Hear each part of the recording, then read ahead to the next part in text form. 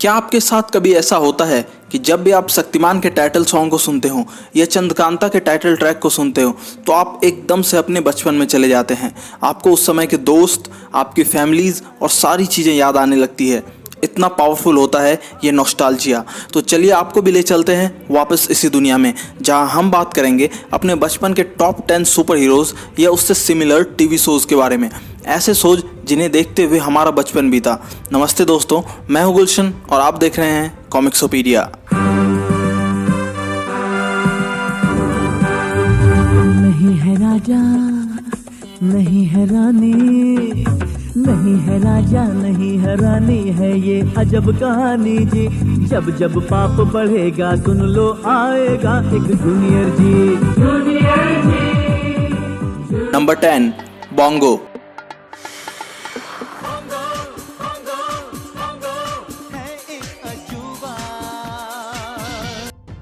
Bongo कहानी है एक एलियन की जो दिखने में बहुत छोटा है और जपाटा नाम के ग्रह का राजकुमार है। बोंगो के दादाजी ने मरने से पहले उसके पिता को राजा बना दिया और उसके क्रूर चाचा जी को मौत की सज़ा सुनाई, जिसके कारण बोंगो का कजिन अरंगो वहां से भाग गया और अर्थ पर आकर छुप गया और 300 साल बाद वो जपाटा ग्रह को कब्जा करने की धमकी देता है, जिसे खोजने बोंगो अर्थ पर आता है। इसमें शेप शिफ्टिंग की पावर्स है, वो गायब हो सकता है। ये कहानी उसके अर्थ में रहकर उसके कजिन को ढूंढने की है और अर्थ पर आकर उसे अलग अलग लोगों का रूप धारण करने पे जो प्रॉब्लम्स होती है ये उसके बारे में है। नंबर 9, जी मैन। मुझे लगता है इस सुपर हीरो के बारे में बहुत कम ही लोगों को पता होगा। जी मैन एक्चुअली पार्ले-जी द्वारा स्टार्ट किया गया था उनके एडवर्टीजमेंट के लिए और स्टार्टिंग में इसके बस 1 से 1.5 मिनट के वीडियोस आते थे जिसमें 2D एनिमेशन के जरिए पार्ले-जी के एडवर्टीजमेंट को दिखाया जाता था। फिर इसे चंपक जैसे पॉपुलर मैगजीन्स में जगह मिलने लगी और बाद में इसके कुछ फुल लेंथ एनिमेशन एपिसोड भी आने लगे और इवन पूरी कॉमिक्स भी पब्लिश होने लगी। उस टाइम के हिसाब से वो एनिमेशन और आर्टवर्क बहुत अच्छे थे। जी-मैन कहानी थी मेजर सूर्यराज की, जो जी-मैन बनता है और सूर्य की पावर एब्जॉर्ब करता है। उस टाइम के हिसाब से मुझे इसका सूट बहुत ही कूल लगता था। साल 2004 के बाद ये कभी टीवी पर और ना ही कॉमिक्स में दिखा। नंबर 8, विकराल गब्राल। बहुत ही ज़्यादा पॉपुलर हॉरर शो कोई है कि एक स्पिन ऑफ सीरीज भी बनाई गई थी विकराल और गब्राल के नाम से, जिसमें विकराल नाम का एक रिटायर्ड घोस्ट हंटर रहता है और उसके साथ होता है उसका स्टूडेंट गब्राल, जो अगला घोस्ट हंटर बनना चाहता था। ये शो इन्हीं दोनों के एडवेंचर्स के बारे में है। ये दोनों बेसिकली भागे हुए भूत, प्रेत और आत्माओं को अपने शो के लास्ट में पकड़ लेते थे और इस शो में हॉरर एलिमेंट बहुत कम होते थे कोई है के कंपैरिजन में। ये सीरीज साल 2002 से साल 2004 तक स्टार प्लस पर चली थी। नंबर 7, हीरो, भक्ति ही शक्ति है। 2005 के आसपास जब शक्तिमान बंद हो गया तो उसकी भरपाई हंगामा टीवी ने करने की कोशिश की हीरो सीरियल से। ये शो था जॉय नाम के एक टीनेजर के बारे में जिसे माँ दुर्गा की शक्तियाँ मिल जाती है और वो इसे यूज़ करके लड़ता है सुपर विलन्स और क्राइम से। इस शो की टीआरपी उस समय काफ़ी हाई थी और ये सारे बच्चों का फेवरेट बन चुका था। इस सीरीज़ के लीड कैरेक्टर एक्टर सुमित भी इससे बहुत पॉपुलर हुए और हमें आगे बहुत सारी बॉलीवुड मूवीज़ में भी दिखे। नंबर 6, जूनियर जी। नहीं है रानी, नहीं है राजा। सोनू निगम की रिफ्रेशिंग वॉइस वाले इस सीरियल का टाइटल ट्रैक अभी भी इसके बारे में याद आने पर दिमाग में प्ले होने लगता है। ये एयर्ड हुआ था नवंबर 2000 में। 2 एस्टेरॉइड्स यानी कि उल्का पिंड टकराने वाले होते हैं, जिसके लिए साइंटिस्ट्स के साथ साथ मजिशियंस भी इंतजार कर रहे थे क्योंकि इस चीज़ से उनके मैजिक बहुत पावरफुल हो सकता था। तो एस्टेरॉइड टकराने के बाद उसका एक छोटा सा हिस्सा मोती के साइज़ का एक अनाथ बच्चे गौरव के घर के पास गिरता है, जिसे पाकर उसकी शक्तियों को यूज़ करके वो बनता है जूनियर जी। एक अनाथ होने की वजह से गौरव की अपनी पर्सनल प्रॉब्लम्स है और दूसरी ओर मजिशियन फ्यूमांचो की पूरी गैंग उसके पीछे पड़ी है उसके रिंग के लिए, जिसमें वो एस्ट्रॉयड का टुकड़ा है। आर्यमान। शक्तिमान की सक्सेस के बाद मुकेश खन्ना ने कुछ नया ट्राई करने की कोशिश की और पूरे वर्ल्ड की all time favourite star Wars से इंस्पायर्ड होकर बनाया आर्यमान। ये कहानी थी आर्याना आकाशगंगा की, जहां अलग अलग ग्रहों पर अलग अलग लोग रहते हैं और उनमें ट्रेड्स यानी व्यापार होते रहते हैं। इन सभी ग्रुप्स में शांति बनाए रखने के लिए योद्धा चुने जाते हैं। इन्हीं योद्धा में से है आर्यमान और इस सीरीज़ का विलन था नारक। इस सीरीज़ की स्टार्टिंग में बहुत ज़्यादा हाइप थी, बहुत लोगों को ये नहीं भी पसंद आई, मुझे यह लास्ट तक पसंद आई थी और मैं अब भी इंतज़ार कर रहा हूँ आर्यमान के चंद्रहास लाने का। नंबर 4, कर्मा। ये बहुत ही इंटरेस्टिंग है कि इस नाम के 2 टीवी सीरियल आते थे। एक जिसके बारे में सबको पता है वो है स्टार प्लस की कर्मा कोई आ रहा है वक्त बदलने को, जिसमें ये 2003 के एंड में शायद आया था, जिसमें एक फिक्शनल सिटी पनाकी को दिखाया गया था जहां करण नाम का एक कॉलेज बॉय के पास सुपरनैचुरल्स पावर होती है जिसके बारे में उसे खुद नहीं पता था। जब वो 21 साल का होता है और कॉलेज में कुछ बुलीज उसे बहुत पीटते हैं और वो लगभग मरने को ही होता है, तो उसे सप्तर्षि मंडल के 7 तारों की शक्तियों से ठीक किया जाता है।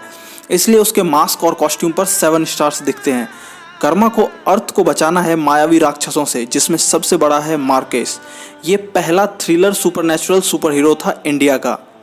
अब इसी नाम से दूसरा टीवी शो इससे पहले आया करता था दूरदर्शन पे, कर्मा मायावी नगरी, जिसमें यही प्लॉट था कि राजकुमार आर्यक जो एक मायावी नगरी में रहता है और सुपरनैचुरल ताकतों से लड़ता है, पर यह बस 26 से 27 एपिसोड तक ही चला।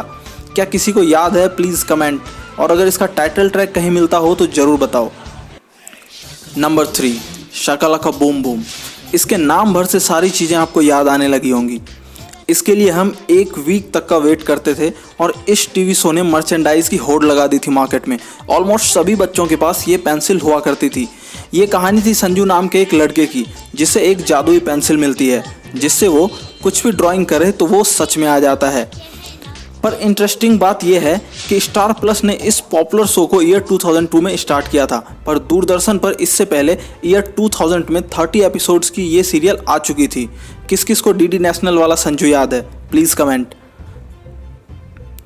Number 2, captain Vyom. Handsome hunk Milind Soman की कैप्टन व्योम, मैं कहूँगा उस जमाने के हिसाब से इसकी स्टोरी बहुत आगे थी।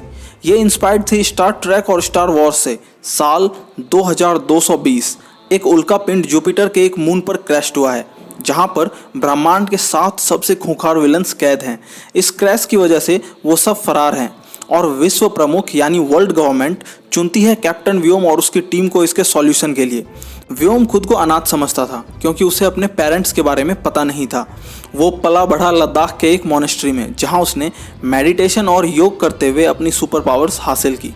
परफेक्ट। ये रिलीज हुई थी ईयर 1998 में, जिस समय इंडिया में यूनिवर्स, मल्टीवर्स, स्पेस, सिर्फ VFX, CGI दूर दूर तक किसी सीरियल या मूवी में नहीं दिखते थे। इसमें मिलिंद सोमन के अलावा टॉम एल्टर, डीनो मोरिया जैसे स्टार कास्ट भी शामिल थे। ये शो इसलिए भी अच्छा था कि इसमें बस 30 एपिसोड्स थे और कहानी को जानबूझकर लंबा नहीं खींचा गया था। हाल ही में न्यूज़ आई थी कि इसे वेब सीरीज़ और 5 पार्ट्स मूवीज़ में अडॉप्ट किया जाने वाला है। हम तो बस वेट कर रहे हैं। नंबर 1, शक्तिमान।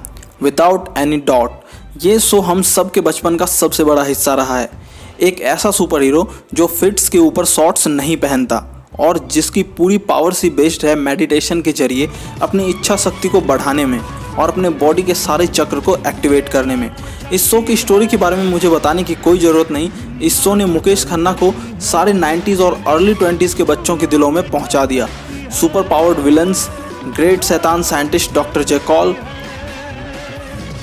तमराज किल्विश या पंडित गंगाधर मायाधर विद्याधर ओमकारनाथ शास्त्री या देवी जी, हर कैरेक्टर्स अपने आप में बच्चों का फेवरेट था और हर एपिसोड के एंड में छोटी छोटी मगर मोटी बातें उस समय के बच्चों को एडुकेट करने का सबसे सही तरीका था। मुकेश खन्ना ने हाल ही में ये कहा था कि वो किसी दूसरे स्टार को कास्ट करके शक्तिमान की 3 पार्ट की मूवी बनाने के बारे में सोच रहे थे, पर उसके बाद इसकी कोई अपडेट नहीं आई है। तो दोस्तों, सबसे पहली बात, इस वीडियो में मैं ये बिल्कुल जज नहीं कर रहा कि ये शो उसकी कॉपी है या इसके सीन वहाँ से उठाए गए थे वगैरह वगैरह। जो भी था, ये हमारा बचपन था और इन्हीं से हमारा बचपन था। इन सब से रिलेटेड बहुत सारी मस्ती यादें जुड़ी हुई है। अब भले ही कितने नए हीरोज़ आ जाएं या हमारे नए फेवरेट बन जाएं, पर इनके लिए हमारे दिल में हमेशा जगह रहेगी। प्लीज़ लीव अ लाइक अगर आपको ये पसंद आई। नीचे ज़रूर कमेंट्स करें कि इसमें से कितने सीरियल्स आपने देखे थे और आपका सबसे फेवरेट कौन था। और अगर आपके उस समय के फ्रेंड्स अभी भी आपके कॉन्टैक्ट्स में हैं तो उनको टैग करें इस वीडियो में या उनको शेयर करें, ताकि वो भी आपकी तरह एक बार फिर से अपने गोल्डन एज में जा सके। मेरा नाम है गुलशन और आप देख रहे हैं कॉमिक्सोपीडिया। सी यू अगेन।